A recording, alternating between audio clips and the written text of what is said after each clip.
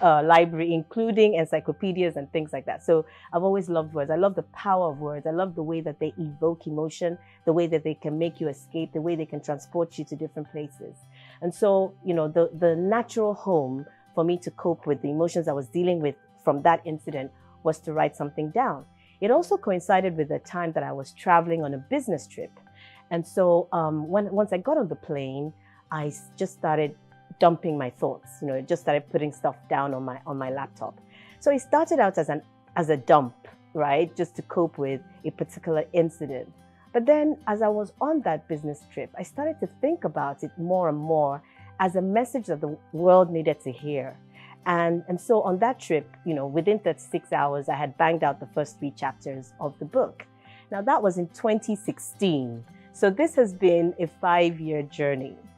I launched it, I finished it in 2021 and launched, the first few days in 2022. So it took 5 years. So I have to tell you, it's been overwhelming and very, very surprising. And I know the question you're asking, I'm going to answer that. But it's been overwhelming. A lot of people who have read the book, even the most unlikely people. I was just telling someone in the store before we started that a 79-year-old woman, my friend's mother, read the book and said, wow, I'm so excited by this book. And it's inspired me to pick up my life again at 79. So I was really blown away by that. So many different reviews. Someone said, oh, I've given it to my mentees and they're raving all about it. So many people say that they can relate to the message of the book. And now, so to your question, the simple message of the book is this, that no matter what age or phase or stage or relationship status you're in life, it's incumbent on you to, first of all, be unapologetically yourself. Secondly, to live the best life that we're called to do, because we're not called here for anything else, but first and foremost to be our best selves, and then to add on to that, be doing other things. And the other thing is that we're supposed to be using the totality of ourselves, and this is my own personal firm opinion, that we're to use the totality of ourselves, our gifts, our physical abilities, our talents, our passion, our interests, our experience, our exposure, everything that we have the opportunity to experience to impact the world positively around us. And the catch is, why not do this when you're either, one, single from the lens of never being married, or that you have been down that road and you're not anymore, or from the lens of someone who is called singular, which is the title of the book. And what do I mean by singular? It's such a wide and broad category. Did you know that empty nesters are singulars? Their children have gone off to boarding school, or they've gone off to school or university, or they're starting out in life. And now you're home alone or home with your partner. And perhaps, you focus so much of your time and attention on them, which is a laudable thing and it's wonderful. But now what? What do you do? So you have time on your hands. And so perhaps you've put off some of your dreams, your own personal objectives and goals for your own life in order to do that. So it's now time for you to get back to it. Did you also know that it is for people who have been bereaved? You've lost your spouse, that relationship has ended. So what next? What do you do? My mom is in this category and I talked to her about it and she gets it. She understands what this message is about. And there's so many in there. But it's not just about women, it's men too. Now to the literary world, I'm so impressed, honestly. Like there's a boom of writers all around. Before now, we know that some of the greats have come from Nigeria and Africa. We have, Chinua Achebe, Wole Soyinka, Buchi Emeteta, Ben Okri. There's so many of them that have been absolutely fantastic. One of my favorite books is So Long a Letter by Mariam Abba, a Senegalese writer, a forerunner of her time, a pace setter, a female writer talking about constraints of a Muslim religious society and how she survived that. So there's so many wonderful examples and legacy examples to choose from. But more recently, there's been so much going on in the literary space. And I think we have some of our very prominent writers to thank for that. Like Chimamanda Adichie. She's done a great job putting writing writing by women and writing by Africans on the global stage. And I think that's really opened the door for a lot of people to think, well, I can do this too. If I feel like this is a passion for me or this is something that I'm interested in, then I can do it. So there's a lot of inspiration out there, but there can be a lot more. I know that so many people have stories within them that they want to tell. A lot of people don't know how to go about it. And I guess the message there is, just start, start with your thoughts. Don't worry about the words, don't worry about format. Just start with putting your thoughts down, and then you can start to create, the structure around it. But if you have a story to tell inside you, go for it. Storefront switch to on, light on. Pressing command for internal. Expectedly bad, TW. Fuel tank pressure. Easy 1150. Your nav state with back and it's perfect.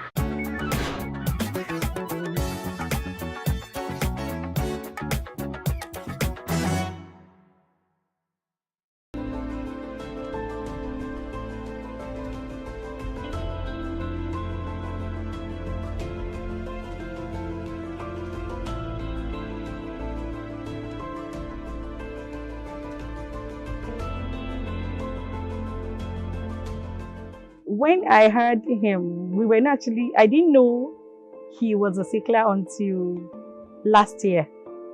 Though at birth, from birth till like age 2, he was always getting sick, always leg pain, my hand and everything. We did a genotype test, then they told us it was AA. So we didn't even think it was sickle cell anemia. So once it clocked 2, he stopped having crisis. So we continued like that until last year. It was a mistake. So it was during the exam, he now started serious, couldn't breathe properly again. Though naturally, he's always been on no matter what he eats, he doesn't add weight. But for him, I knew from birth that he was a sickler. Some of my own experience are the hand pain. The hand pain, I've never experienced the hand pain. I only experienced it once after all the pains were gone. But the chest thing was the first I started experiencing. When there is a deformity in this oxygen carrying capacity of the blood, that is, there is a deformity in the red blood cells. This oxygen carrying capacity, it becomes abnormal. It can no longer hold. Now, what we call sickling, that word sickle cell comes from sickling of the red blood cells. The red blood cell is biconcave, and when it is now sickled, its corpse is sickled. Like a sickle. That means the ability to carry oxygen is reduced. There are a lot of challenges, but I will go with, growing up having sickle cell is one of the most difficult things ever. And I believe also that surviving sickle cell is dependent on how the world has been treated. Living with it in your school days, you have to know how to survive. Sometimes you miss classes, you miss exams because you're having a crisis. Sometimes you have to, the relationship between your family and friends becomes, there's this strain, especially if you don't have a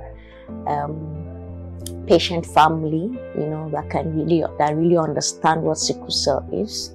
I was exposed to a lot of medications, a lot of treatments, a lot of prayer houses, a lot of deliverance sessions. So, being a child, you have no option. You just have to go with whatever your parents say. Whenever any person has had sickle cell and there is manifestation, then what we can do is to now treat or prevent them from having crisis. There is one thing to have sickle cell, another thing is to have crisis from the sickle cell. This crisis is derived oxygen to the blood cells. Malaria is something that actually brings my own crisis and blood infection, the usual typhoid that they call. If it starts with my limbs, I know malaria is around the corner.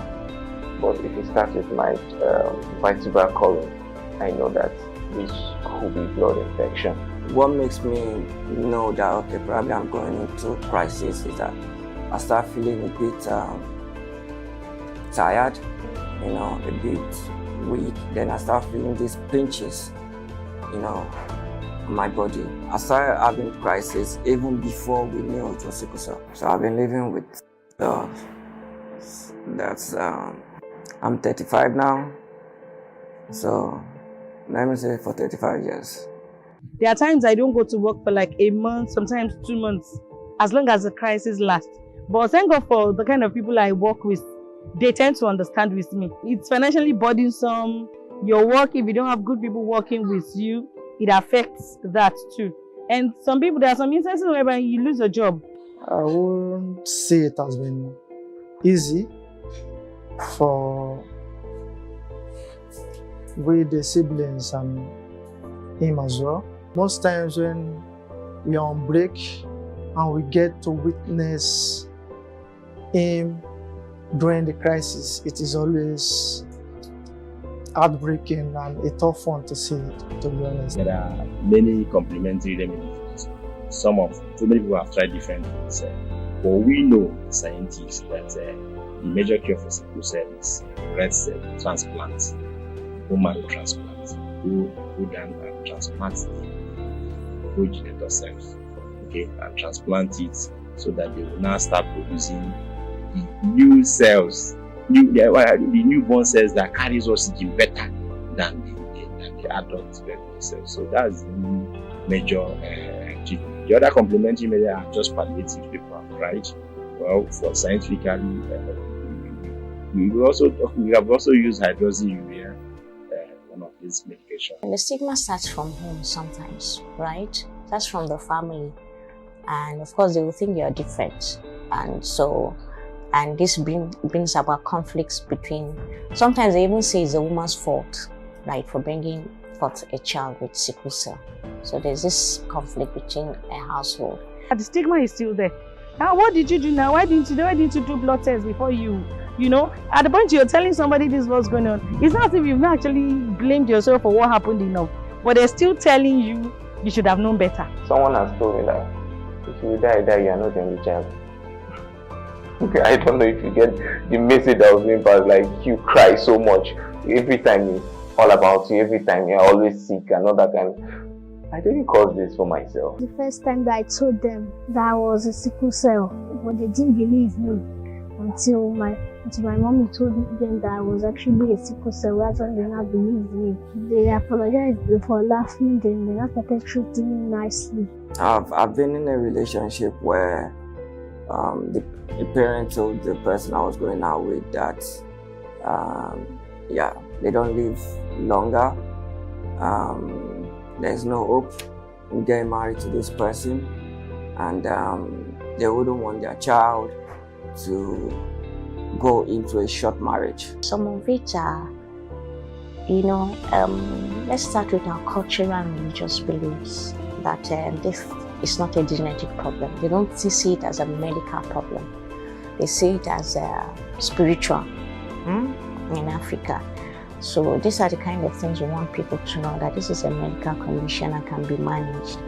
When you give birth to a child and the child is always falling sick, high fever, always crying and all that, automatically people will think that, okay, the child is possessed. Some people believe that it is contagious. Before all the medical interventions, children die before the age of 5, not because it's spiritual, but because there's lack of hospital care and proper drugs.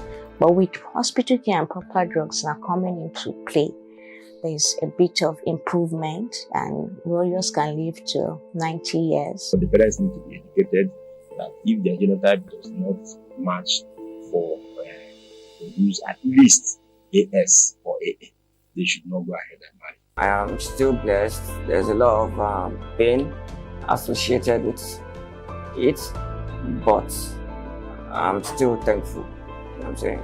I'm still grateful. I mean, regardless of everything, I still have someone who was able to kind of, damn the consequences and say, okay, yo, forget about what other girls have said. I'm going to marry you, regardless of what they've said. I'm going to take a risk on you. And she did. And I got married, and I have 2 kids. For me, it has helped me to build a lot of positivity. Because I've been surrounded by so many negativity. I just had to develop it. But then, you can be stronger than anything that is thrown at you by life. If you choose to be strong. If you let situation, you don't have to be a victim all the time. For children with sickle cell, your life is still ahead of you. You can be anything in life. There is no limit to how far you can get to.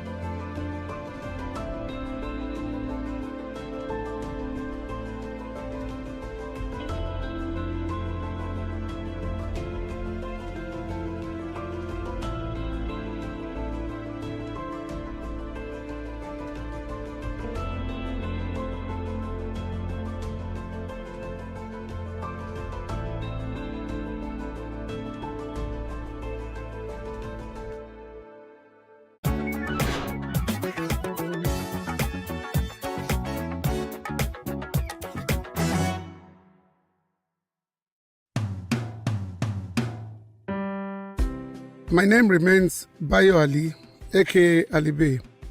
Join me in this time-traveling voyage and let's relive those good old memories together. Welcome to my world of a glorious past. When I tell you life was good while growing up, believe me, it was really fun and exciting. Though of Ijebu origin, I was born at the popular Island Maternity Hospital, Lagos. My elementary years were spent in Surulere Axis, surrounded by lots of recreational facilities, peer groups, and schoolmates who not only made growing up fun, but also very memorable. I own up to coming from an upper middle class family. We were comfortable, but constantly reminded that the greatest legacy anyone can bequeath his offspring is quality education and good character.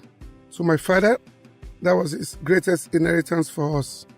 So imagine us being one of the few families in Surulere who owned a television. Big deal? I still recall our Grandic brand, and some of the children in our neighborhood curried our favor just to be able to peep through the window and catch a glimpse of their favorite programs like Wrestling from Great Britain, The Combats, Dan Blocker, Penny Roberts, Michael London, and Long Green. You remember those characters, Village Headmaster, and another one, a Y50, the good old days. In our own little corner and space, we were privileged but not spoilt. Yes, we used to have occasional weekend treats at the Apapa Amusement Park, swimming at Roe Park, and the greatest fun at Shell Club, now Eagle Club. But our parents, amidst fun, will continually drum it into our ears that success in life is more paramount than all the temporary fun. Departmental stores rivaled what was available in England. It was the glorious era of Kingsway, Leventis, and UTC stores. Even back then, Kingsway was fitted with an escalator. The malls were better stocked than what we celebrate today when we enter ShopRite stores. How about the fact that the postman delivered letters twice a day, 6 days a week, and even up to the early 80s, a letter posted from London to Lagos will be delivered within a week. Sounds incredible, but also true. It wasn't uncommon to be informed several days about routine maintenance activities that would disrupt water or power supply for a few hours on a particular day. Even Lagos taxis were metered back then. You simply hail a taxi and fix your gaze on the meter. Great were those moments when we had less to bother about.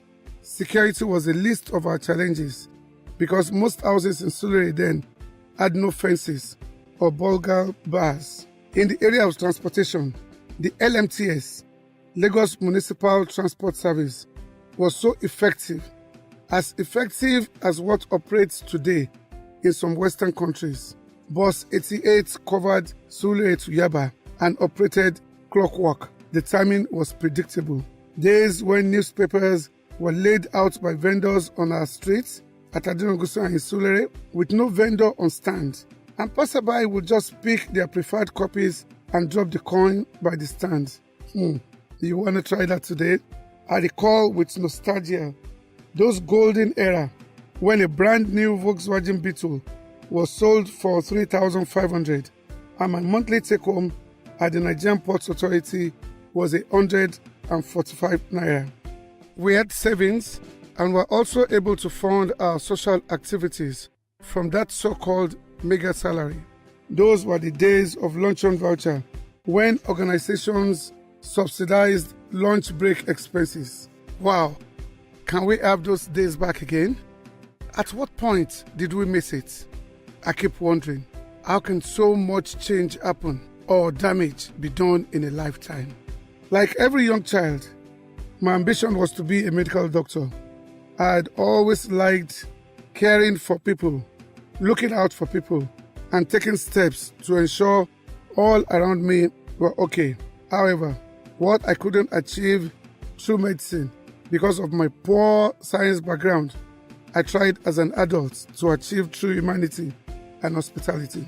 My vocation as a mass communication specialist helped a lot in this regards.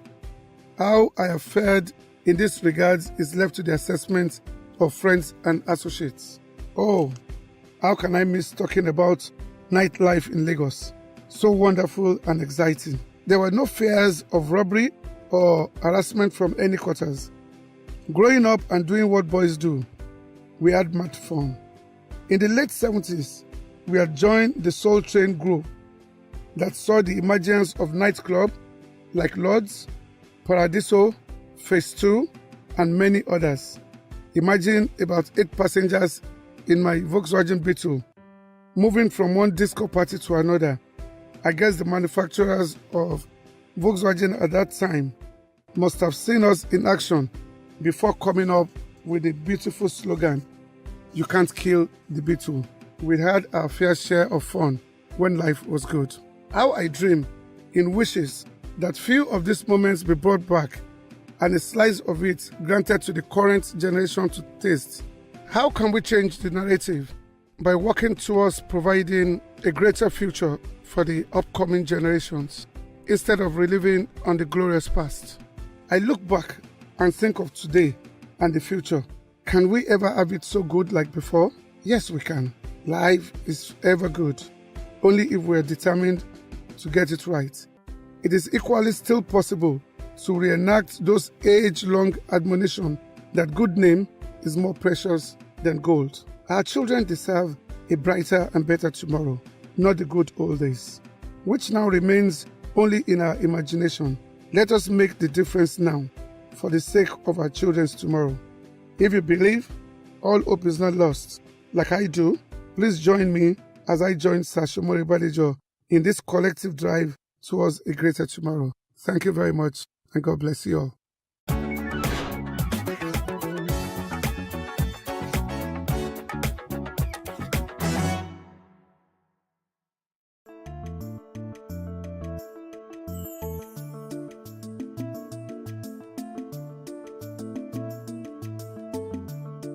Peptic ulcer disease is the disease of, not exactly disease, a condition, a clinical condition where there is an ulceration, meaning a wound in the stomach. Peptic, coined from the name peptic acid. Peptic acid is found in the gastric. So sometimes you hear gastric ulcer, you hear peptic ulcer. They're not physically different. They are just relating to the stomach. The only other different type of ulcer is duodenal ulcer, which is just the next organ after the stomach. All right.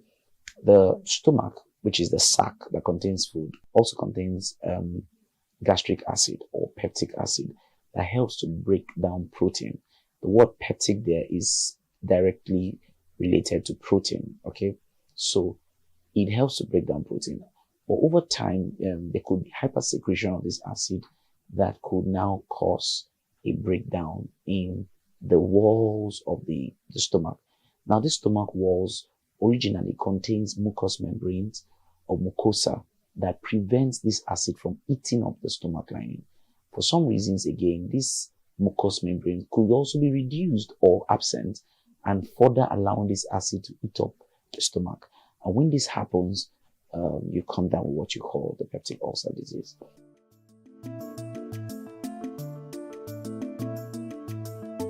peptic ulcer disease can be caused by a couple of things. One of them is stress. During stressful moments, there is a hypersecretion of acid, right? Just to break down the food in it. It's natural. In the whole body, when you're stressed, the body metabolic rate is increased and intensified, and you have many activities going on. Carbohydrates is broken down, more proteins are broken down, fatty acids are broken down to provide one major thing, which is glucose, to allow you to think, send glucose to vital organs. One of them is the brain, the other is the eyes, the other is the heart. All these organs, want to function optimally. Now, the gastric juice is also enhanced to break down any food in your body. So that's why if you just ate and you get into very major activity, not long after you'll be looking for the food. Or if you're chewing gum, because those are signs of stress. Now, so stress is one of them. But then when you try stress in an empty stomach, recurrently, you are giving room for this acid to act on the walls of your intestine. The second major cause of peptic ulcer disease is a bacteria called Helicobacter pylori. Helicobacter pylori is a very dangerous bacteria because, a bacteria that dwells in acid, I really don't know what you want to do to that bacteria, but basically, it stays there and it eats up the lining of the intestine, all right? So this is one of the implicative factors for those who are positive for ulcers. One of the third causes is the use of drugs, certain drugs, or certain chemical substances that are erosive, caustic soda. One of that one is some of all these drugs you buy on the road, you just ingest them, you swallow them anyhow, especially pain relievers. That's why you don't just go out to take pain relievers just anyhow. They affect the stomach, and of course they potentiate, because what they do is they inhibit that mucous membrane I talked about that prevents the acid from getting on the stomach, and then they remove it. And you see, you have the acid, the direct contact, and then you have some ulceration, wounds in your stomach, and it can get so bad that by the time those wounds get then straight to a vessel, it ruptures the vessel, and then you have bleeding. So you have people bleeding sometimes, all right? And then one other cause is a genetic factor.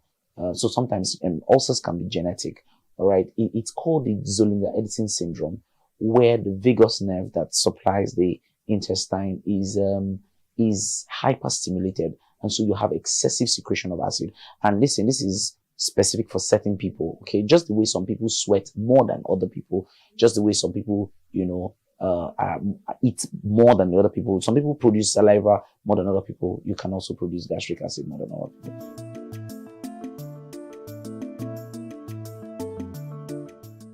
Well, the word is try to eat recurrently. Don't fast every time. If you're fasting, let it clear that you're fasting, okay?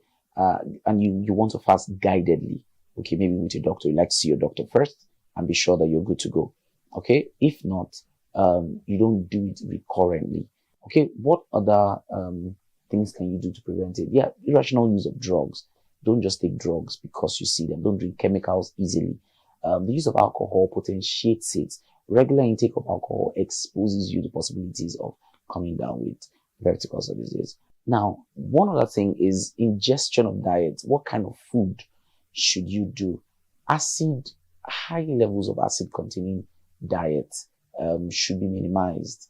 All right. Sometimes you see people taking all kinds of concussions, herbal concussions. You are exposing yourself to great dangers. Okay. When you do all kinds of acid containing meals or diet, lime, you're trying to mix lime and ginger, and you're trying to lose weight, but you are potentiating something else. So it's important that you are careful what you are mixing, prevent it. You don't have to take excessive protein diet. Some people like to take roasted meat, for example, what we call suya locally. You do a lot of suya and you do a lot of alcohol. That can potentiate peptic ulcer disease for people. So prevent it by reducing this type of foods. Try not to take a lot of carbonated drinks. Alcohol dropped drastically. Water is very important.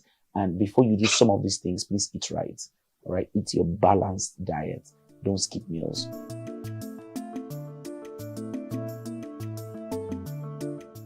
For basic treatments, you just get to meet your doctor who would prescribe the drugs for you. But you're not supposed to eat heavy foods, but just eat in bits. All right. So you wake up in the morning, you want to sometimes do alkalinized water, and then a slight breakfast. Not anything acidic. A balanced diet is fine. If you must go for a fast, then tell your doctor. Major symptoms, remarkable symptoms of peptic ulcer disease is that you have painful sensation here on your upper stomach. Many times that gets you to the back. Many people have diagnoses of peptic ulcer disease, which are really not peptic ulcer disease. So they come up to the hospital and say, they say I have ulcer. And I say, who said? And they say, well, my auntie said, or my uncle said. No, you have to have a diagnosis of peptic ulcer disease. And one of them, like I said, is a test of H. pylori. The other test is, which is usually the gold standard. There's URA-BREATH test, one of the tests, but the gold standard is an endoscopy, where you get to see the internal organ and be sure that there's a wound there. And this usually happens when there's bleeding, from the mouth or from the anus. All right. Other symptoms, like I said, is bleeding. You have bleeding. So you don't just have pain. You have pain that spans from this upper stomach down to the back. So it feels like a dagger piercing through you, down to the back. It's characteristic of that. Okay. Especially worsened when you've not eaten or when you just ate. The moment you take in food, you feel that sharp pain that, wanes for a while. So food.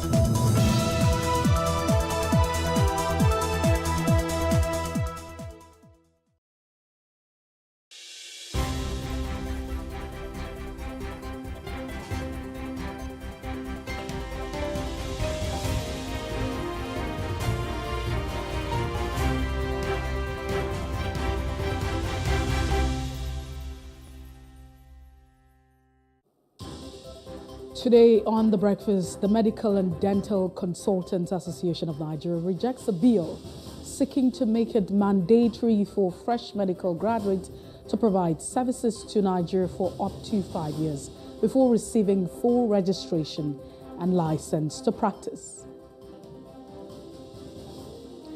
Also on The Breakfast, report says unabated killings by suspected headers in Benue State leaves no fewer than 400 dead in 3 weeks. We'll talk about security situation in Benue State. And don't forget, we'll also be looking through today's newspapers, analyzing the biggest stories of the day. Welcome to The Breakfast on Plus TV Africa. I am Messi Boko. Happy holiday. It's a happy Easter Monday, and that's what it is. I hope you had a fantastic celebration, and do not forget the reason for the season. But as always, we probably would have started with the top trending. Sincere apologies for starting off a little bit behind schedule. We're just delving to paper review this morning, where we have Opunabo Nkotaria, who joins us via Zoom this morning. Nkotaria, good morning, and thank you for joining us. Happy holiday. Doesn't feel like a holiday for you and I. Good morning, Messi, and good morning, Nigerians. Well, happy Easter. Yes, happy Easter. Let's take a quick look at the papers. We'll start off with the Punch now, and looking at the Punch newspaper, there's a lot of exciting stories. The Punch says, fuel subsidy removal, marketers seek CBN loans for 30,000 gas stations. That's what the Punch says. Gas station to cushion subsidy removal effect, as PMS may sell for 715 naira per litre. NARTO wants to end subsidy. NLC to meet incoming government over subsidy removal. I think it's a conversation that everyone should sit on the desk and have. June is almost here, so you have May, June, very close. And all right. Asset declaration, defaulters may be removed from office. This is what you find on the Punch. And can governors orders preach love at Easter? So it's one thing to say, hey, you need to love one another, but are you practicing what you're preaching? Yes. Buhari, Vice President, Yemi Osinbajo, NBA Man ex-ICG George Ajibola, that's Another one, may his soul rest in peace. And Bishop demands justice for 41 Owo attack victims as church reopens. Then again, bandits slash ransom for 85 Zamfara abductees. Federal state lawmakers to get 49 billion naira. Federal government bars online banks from accessing customers' photos and contacts. I mean, there's a lot of drama that just probably might be going on in the entire space. We'll move away from that, then we look at the Guardian newspaper. The Guardian says, the United Kingdom reviews foreign health workers recruitment and returns Nigeria to red list countries. Okay. So, outage over bill mandating 5-year pre-license practice for Nigeria-trained doctors. Bill poorly researched, reels out inaccurate figures. Federal government brain drain committee reports not implemented, group inactive for months. If bill becomes a law, government officials should stop medical tourism. That's also another conversation that you have there. And then still looking at the Guardian newspaper, there's also a report saying cocoa tax, Nigerians' next government on nation building, and how Agbero multiplied dues spike transportation costs by 25% is an editorial. You should read it, and we're definitely going to talk about that. The size of the conversation on the Guardian newspaper. We'll just move away from that. Then we have the Nigerian Tribune. On the Nigerian Tribune this morning, NAS pending officers, APC governors may open talks with aspirants.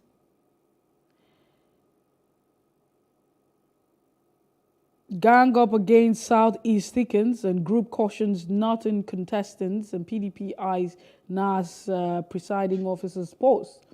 10 months after, our church reopens amid tight security. And you can see a lot of persons who are on wheelchair there. Banks network failure, fraudsters target customers migrating to digital payment wallets. Then you also find traffic chaos looms as trucks besiege Lekki port for cargoes. We have talked about these over time. Absence of Holden Bay worrisome. This is what tractors are saying. Electronic call-up coming soon. That's what the MP is also saying. Coker to Buhari. I don't know whether you are fulfilled as president. And then we have the Daily Sun newspaper this morning. The Daily Sun says, Coker to Supreme Court, don't disappoint Nigerians. Thanks Buhari, Tinubu on unity and corruption. You have fought a good fight. Keep dreams alive. Priest urges Nigerians, a day of blood, sorrow in Lagos and Enugu. Then you have gunmen kill, police injure, orders in Lagos. 15 burned to death in Enugu highway crash. 10th National Assembly group endorses Kalu for Senate President. And then the conversation can never end. Cardinal knocks CBN over Naira redesign. Don't allow economic political situation weigh down your faith in God. Bishop enjoins Nigerian and totally inflows to investors. Exporters window hit 1.49 billion in March, and Buhari Governor's Cooker. Federal Executive Council orders Monday ex-Justice Minister Jibola, who died at the age of 89. Well, that's the much we can take at this point in time. We just quickly take a break, and when we return, we'll have Opunabo. Opunabo Katara, are you here with us now? I've always been with you. Okay, then. Sounds like Jesus saying that to his disciple. I've always been with you. Then let's go ahead then. What are your thoughts on the papers this morning? Looking at the Punch newspaper. Fuel subsidy removal. Marketers are seeking the Central Bank of Nigeria's loan for 30,000 gas stations. And this has to do with, plans of trying to cushion the effect of the removal of subsidy and what the price of petrol might actually be, 750 naira per litre. That's what some quarters are saying, 800 naira per litre. What do you make of this movement? And do you think that other parts of the country, organization, businesses, people should begin to think ahead and, find a way to just make plans for all of the effects of this? Well, when you talk of the effect of the removal of subsidy, there is no other plan you can make because except you have the likes of the Dangote refinery when it starts working, because it's now subjected to open to the vagaries of the market. Now the federal government claims to subsidize it. Don't forget that before now, the federal government had said that the subsidy was a fraud. We expected, they said there was nothing like subsidy, not that they were going to even remove subsidy. They said there was nothing like subsidy. It was only a decoy by past administrations to defraud the country. They came on board and continued with the subsidy and said, yes, there is actually subsidy. For 8 solid years, Buhari did not bother about the removal of subsidy. Rather, he's transferring the responsibility to his successor so that he doesn't take any blame, trying to extricate himself from the hardship the subsidy was going to bring. And if you talk of the remedy, like you just asked, what are the consequences of the removal of subsidy? Of course, when you say you remove subsidy, then it's no longer regulated by the government. That is what it means. So it will be subjected to the vicissitudes, the vagaries of market forces. And so the marketers and so on, explorers and so on, are going to determine the price of petrol, diesel, and kerosene. They are going to determine the price of those things per liter. And you should expect a rise when such things happen. You know, it becomes a capitalist society. And so some might sell at a particular price, others might sell at another price, or they might come together, form the union that they've always, as they've always done, and come up with one price. But definitely, the prices are going to be astronomical, whether we like it or not. I see petrol selling for as much as 1,000 naira at the end of this year. And so Nigerians are going to be worse hit. Now, if you talk of the alternative is gas. But the truth is that we actually utilize our gas. Don't forget that some years back, the world has always talked about the transition from petrol to gas. But in Nigeria, have we really transited? Are we even prepared to transit from petrol to gas? That is the question. Because we have leaders that are full of mouth, that with high blood pressure, certain rhetoric, you know, they come on there, they mouth all kinds of pious relevance, and at the end of the day, nothing is done. You have an enemy of deeds. And have we? Because we have enough gas in this country, more than enough gas. But because we have leadership that is foresighted or leadership that is not insighted at all, they are waiting for when the whole world will now transmit to gas, then we might probably be about the last or second to the last or third to the last to transit. Otherwise, ordinarily, we shouldn't be talking about petrol anymore. But be that as it may, I can tell you that at the end of the year, I can see pump price, a liter of petrol going for as much as 1,000 naira. And that is because the federal government will hands off completely. And it's to a large extent, I can also tell you that the subsidy is a scam, it's a fraud. Because you have the cartel that are in charge. Look at what happened recently. Fuel scarcity, and look at how much we bought. Some of us bought for as much as 800 naira per liter. Just within that short period, 800 naira per liter. So what do you expect when there is no longer regulation, federal government regulation? It will go up to 1,000. By end of next year, we shall be talking about 2,000, 1,005, 2,000. Because these are capitalists that are in that business to make money. Profit making is the primary motive for getting into that petroleum business. So definitely by next year, we should be buying petrol for 1,500 to 2,000 naira per liter. These are going to be the consequences of the subsidy removal. Because you can see the marketers are agitated. They really want to increase these prices, but because of the so-called subsidy, because the federal government is subsidizing the sale of this petrol. Example, so some saving in the north, they have different prices for the petrol. And that the prices in the north are quite different from the prices in the south. Well, I cannot ascertain the veracity of that. But talking of the consequences, of course, Nigerians are going to be hard hit. We are going to be buying petrol for 1,000 at the end of this year, and at least 1,500 naira by next year. Mm. But there's also another header this morning on the Punch. Can governors orders preach love at Easter? I'd like to ask you, why is it that, we can be described as a country where religion is big? So you have Christianity, you have Islam, and then you have those who are traditionalists, because you can't ignore them, and those who believe in all this stuff. And then if you want to juxtapose the level of crime and criminality, it's not in connection with love that all of this religion and beliefs actually practice. What exactly is going on? You remember, who was that? Barry White. Barry White. Can you hear me? I can hear you. Go ahead. Barry White. Practice what you preach. You're telling me this, you're telling me that. You know that song very well.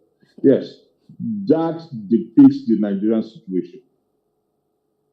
If today there is what you call rapture, if today God decides to say it's judgment day, Nigeria will be likened to Sodom and Gomorrah. Because God will ask, show me one innocent man and I will save the nation. Most of these pastors, I'm very sorry to say. No, but why are you starting with pastors? You say one innocent man. It could have been. I want to use that as an example. I'm not just using. Let's start with the traditionalists. Let's start with them. If you want me to start with them, should we start? Can you hear me? You can also be one person that could save the country or the world. No. We talked of churches. You talked of religion. You talked of the traditionalists. You talked of the Muslims. You talked of the Christians. And then love is far away from us if you look at our behavior. That's what I want to tell you now. Don't worry now. Don't worry. Just calm down. This applies to all. What I'm going to say about the pastor now, it applies to all. None is exonerated. But because we don't have time, I cannot go into Muslims, clerics, and all this. So it applies to all. Most of them are criminals. Those are the ones Jesus says, stealing in the name of the Lord, and they flogged out. Most of them are into that business simply because, one, you don't pay tax, and two, it's another avenue to siphon money. You cannot go and tell a church to come and prove how he got the 20 million naira on a Sunday. It depends on his congregation. So most of them use that to siphon money. So it is business. Even the traditionalists, you go to them, these days you go to them, invoke their assistance, and nothing happens. The same thing with the Muslim clerics. So they are not actually called by God to serve. That's the point I'm making. They are businessmen. I always tell people, I say, Christ on earth never had a church.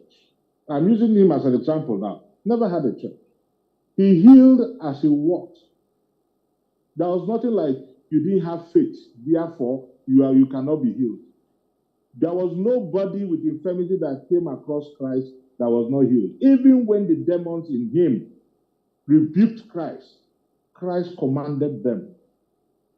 Now you see pastors, you have cripples in their churches. They cannot heal those ones. Yet they tell you they have healed the other ones outside, faces you don't know. But the ones in their churches, they cannot heal. They have not gone to hospitals for the deaf to hear, the blind to see, the lame to walk. We've not seen all those things. They devised a new means now. What is the new means? You have cancer in your system. Be healed. Be healed.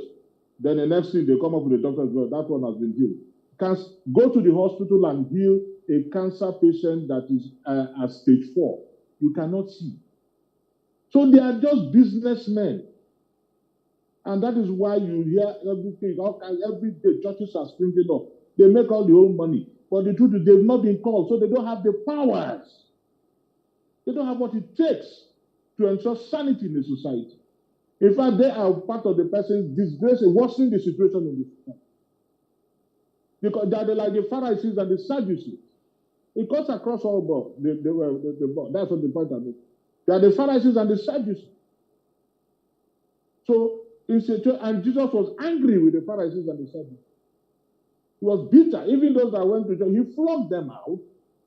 So how can you expect us to be religious and behave like Christ or behave like Prophet Muhammad? Or did Muhammad order these people to like? Did Muhammad approve of people like the Boko Haram and all these characters? Yet they are killing in the name of Muhammad. Go to the traditional setting. Those good old days, in the days of our forefathers. Open a bunker, Tara. So if you approach a shrine, if you approach a shrine, it works. And it worked for them. Today, go and approach a shrine. The native doctor will take your money and disappear. So I think that you have, based your answers to the part where you have the priest in each of this religion practicing and what is obtainable. Yes, that's what I mean. My concern is about the tenet of this religion. If you look at Christianity, the tenet of Christianity is love. If you also look at Islam, love is also it. I can't categorically say what it is for the traditionalists. No, but I won't say anything different. So for me, it's not about those who are leading, but I'm saying that those who believe in it, the behavior and the practice over time has constituted, just allow me land with this one now. If you look at the way how toxic our society is and how the entire governing space is, and even the elections that we have just finished, and even the fact that you have issues brewing after the election, you ask yourself, who exactly are these people? They are Christians, they are Muslims, they are traditionalists, and their actions and behavior. Can we correlate? Can we connect them to the tenets of what they believe? How come because if you look at the people who snatched the ballot boxes, I don't think they're spirits from different planets. They're people who are professing either they are Muslims or Christians or traditionalists and whatever it is that they're believing. And all of these tenets of religion or whatever it is, if you look at them really, love is, the ultimate thing. And so how come, the world is so chaotic? We are just so, there's a lot of wickedness everywhere. People are dying, people are there's so much that's going on that you can't fathom. So it's Easter. And of course, for the Christian religion, it's a time to talk about love, and everyone is preaching it. And so my question is, why is there no connection with what people profess and what they practice in terms of manifestation of what we see in policy and every other thing, not just limited to, the priest in charge, but everyone, including you and I. We use the priest because they are supposed to serve as role models. I'll get my point. Yeah? We use the priest because they are supposed to serve as role models. But don't also forget that Christ himself said, not all that say, Lord, Lord, shall get into the kingdom. It's not as if you don't have Christians, good ones. It's not as if you don't have Muslims, good ones. It's not as if you don't even have the traditionalists, like you say, good ones. But not all. The Sadducees and Pharisees, they were calling God and calling all kinds of people. They believed in God. But the truth is, was it from their heart? And that's why I said, it is not what comes out of you that defiles, what goes inside, but what comes out of you. It's talking of your mind. So definitely you're going to have everybody calling God. Okay, look at you want to go to church in the morning. As you get to the church, before you leave your house, you're quarreling with somebody. You get to church, so get up, this my seat, move, in church. Then in church, you keep quiet. Immediately after service, you resume the quarrel. That's the kind of society we live in. So it's an individual race. That's why I say it's an individual race. But unfortunately, the bad ones outnumber the good ones. Although you still have good ones, but the bad ones outnumber the good ones. And it has always been like that. Even before the coming of Christ, even while Christ was on earth and after Christ. He came for the sinners. He didn't come for the righteous. And the sinners were bound. You see, in every situation, the bad thing will outdistance the good one. That is human nature for you. So there is nothing we can do about it. And so it will be until Jesus will come, the judgment day. He cannot change it. The number of churches will not change it because the churches, the pastors, and the overseers are businessmen. That's the point I'm making. They are businessmen. Go to most churches now, they preach prosperity. In fact, in most cases, they misinterpret the Bible. They interpret the Bible to suit themselves, to see how much money will come. They are more interested in the congregation. Because the more they know the number, the richer you become. And unfortunately, their followers have also been misled. But it's an individual race. That's what I keep telling people. Because even if you die with your son, with your father, with your wife, with your husband, you'll be judged differently by God. For those of us that are Christians, you'll be judged differently by God. So, my dear, we shouldn't even bother about that. But even apart from that, for you to redeem your moral life, you must not even be a Christian, a Muslim, or a traditionalist. You mustn't. You can have an atheist that is very, very, very, very civil. It has to do with your conscience. You mustn't be a Christian. You mustn't be a Muslim. Everyone, we all know what is good and what is bad. Prevent what is bad and do what is good. You mustn't be a Christian. You mustn't be a Muslim. So it really has nothing to do with the churches to say, no, it's an individual thing. It's an individual race, like the born agains will call it, individual race. Opunabon Katara, this is also a very strong one. The United Kingdom has actually reviewed the foreign health workers recruitment process. And however, according to the front line or the front page of the Guardian newspaper, Nigeria has been returned to red list countries. And at the time, countries that are on the red list are not supposed to be hired, even though there were reports in 2022 that, the UK was still hiring from red list countries. I'd like to share your thoughts, on this particular one, especially if you juxtapose that with the Japa syndrome and also, the fact that you have medical brains moving here and there. Well, it is unfortunate. It's a sad development, I must say that. Because when you consider the working conditions of our doctors here, most of them, when they travel out, they excel. They excel in their various clinics and hospitals and what have you. So it is quite sad. It's going to be disadvantageous to the doctors. Unfortunately, in this country, even if you look at the recent bill, where they said, every new medical practitioner will have to wait for 5 days. That's ridiculous as it is. There cannot be a crueler tyranny than that perpetrated under the shield of the law. You're trying to twist them. You want them to remain here. Meanwhile, they are working in the environment. The condition is not conducive. Now, back to your question. The British government probably has a reason for that. I don't also want to think it has to do with all this Ikweremadus matter and so on, because I understand it was in Nigeria. So, nevertheless, they have a reason. I've not read that story, and I cannot, for now, speak on the reason. But our doctors have performed creditably. So I can't really fathom why the British government will want to put Nigeria on the red list and prevent them from moving over to the country. Because from what we've got, if, for example, you're a medical doctor and you perform additionally, you cannot defend your certificate, you're not what you're on. Of course, that should be on an individual basis. But for you to do a blanket one, I am surprised. Because most medical doctors, even if you travel out, before you're being employed, of course, there has to be some level of examinations you have to pass. So I don't think it should be a blanket thing. But I don't have the details when it comes to that. I don't have the details. That's it about that. So still looking at that, just as we move on from the paper review this morning, you have